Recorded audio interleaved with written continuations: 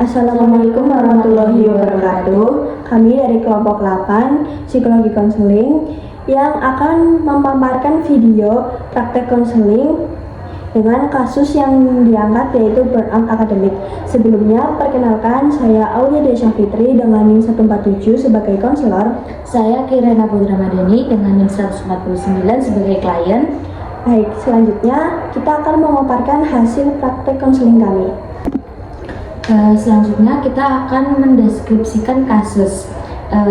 Jadi Kiraina itu merupakan seorang mahasiswa yang mengalami burnout akademik akibat tekanan perkuliahan yang berlangsung secara terus-menerus. Klien itu merasa capek secara fisik sama dengan mental, sering menunda pekerjaan tugas, serta mengalami penurunan pengerjaan tugas. Kondisi tersebut itu membuat klien merasa tertekan setiap kali menghadapi deadline akademik. Dalam aktivitas perkuliahan itu, klien sering merasa cemas saat melihat deadline, sulit memulai pekerjaan, dan memilih menghindar dengan bermain HP atau tidur. Perilaku tersebut itu berdampak pada penurunan produktivitas belajar serta munculnya perasaan bersalah dan putus asa. Selanjutnya, pendekatan konseling yang kami gunakan dalam konseling kali ini yaitu Cognitive Behavior Therapy atau CBT. Nah, pendekatan CBT ini berfokus pada hubungan antara pikiran, perasaan, dan juga perilaku. Nah, melalui pendekatan ini, klien dibantu untuk mengidentifikasi pikiran negatif yang muncul saat menghadapi stres akademik. Nah, mengevaluasi kebenarannya, serta menggantinya dengan pikiran yang lebih realistis dan adaptif. Selain itu, konseling juga diarahkan pada perubahan perilaku melalui teknik behavioral activation dan pemberian tugas rumah atau homework CBT. Tok, Assalamualaikum. Waalaikumsalam, silakan masuk. Oke, silakan duduk. Selamat siang, Kirina. Selamat siang. Oke, terima kasih ya Kirina sudah datang. Sebelum kita mulai konseling hari ini, saya ingin menyampaikan bahwa sesi ini bersifat rahasia dan bertujuan untuk membantu kamu untuk mengelola permasalahan yang sedang kamu hadapi saat ini. Iya. Nah, lalu apakah kamu bersedia untuk melanjutkan konseling hari ini? Iya, saya bersedia. Oke, baik. Apa yang membuat kamu memutuskan untuk mengikuti konseling hari ini? Saya merasa lelah dengan kuliah sih. Rasanya kayak capek terus kayak tugas tuh nggak pernah selesai gitu. Oke, boleh diceritain nggak permasalahan yang lebih rinci, hal seperti apa yang sering kamu rasakan? Mungkin lebih ngerasa lelah, ngerasa capek secara mental sih. Kayak setiap lihat tugas atau lihat deadline itu aku tuh langsung stres.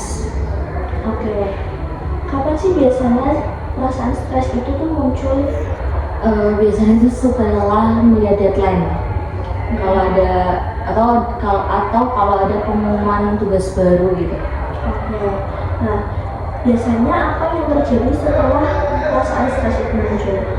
Aku tuh kayak jadi menunda gitu loh, kayak ngerasa nggak bisa mulai, terus akhirnya tuh kayak lebih memilih untuk menghindar.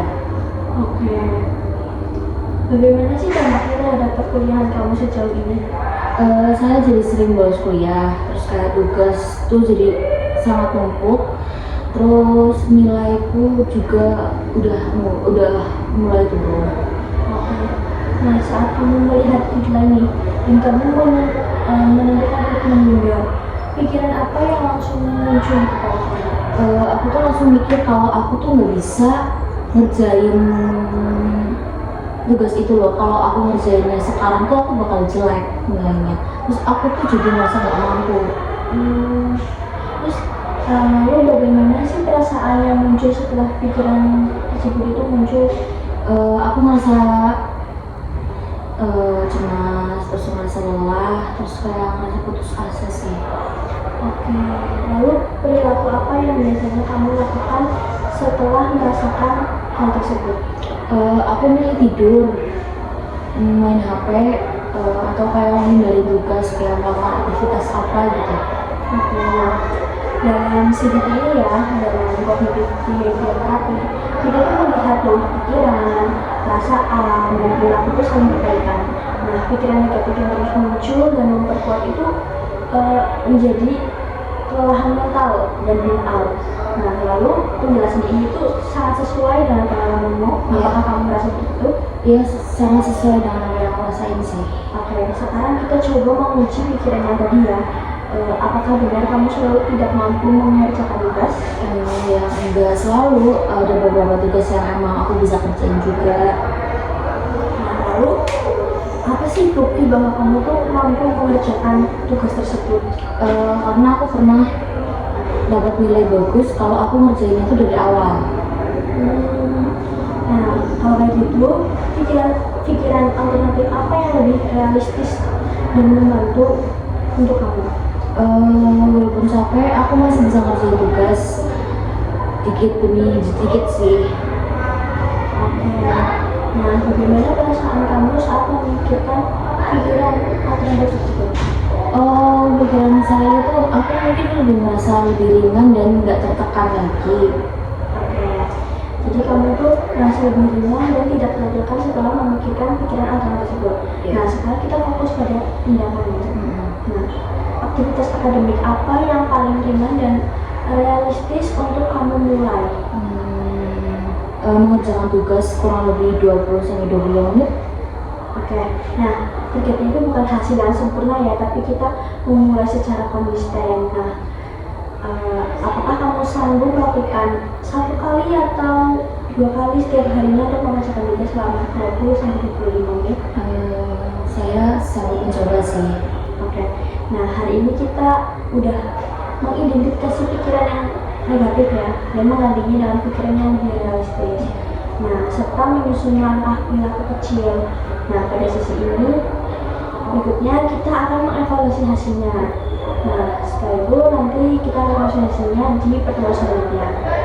Oke, terima kasih Kirina atas keterbukaan kamu hari ini. Semoga kamu dimudahkan dalam mengubah pikiran yang negatif menjadi pikiran yang positif.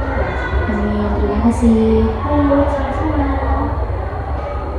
Baik, mungkin cukup sekian yang dapat kami paparkan. Sekian, wassalamualaikum warahmatullahi wabarakatuh.